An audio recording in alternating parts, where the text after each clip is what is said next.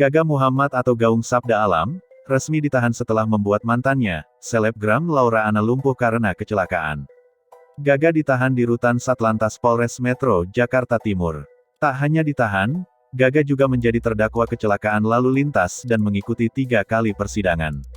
Jaksa Penuntut Umum, JPU, Jakarta Timur, Handri mengatakan, Gaga telah ditahan sejak tanggal 2 November tahun 2021.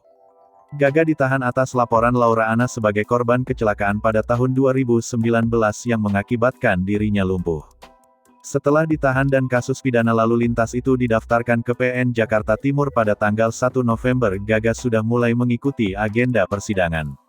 Dalam sidang perdana, Gaga didakwa pasal 310 ayat 3 Undang-Undang Nomor 22 Tahun 2009 tentang lalu lintas dan angkutan jalan.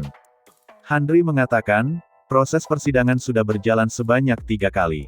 Sidang berlangsung secara online karena pandemi COVID-19. Gaga mengikuti sidang dari dalam rutan Satlantas Polres Metro Jakarta Timur, hanya saksi, jaksa, dan majelis hakim yang ada di PN Jaktim. Laura dan ibunya pun sudah memberikan keterangannya di meja hijau sebagai saksi. Untuk kondisi Gaga selama persidangan, Handri memastikan dalam keadaan sehat. Buktinya, Gaga selalu mengikuti persidangan.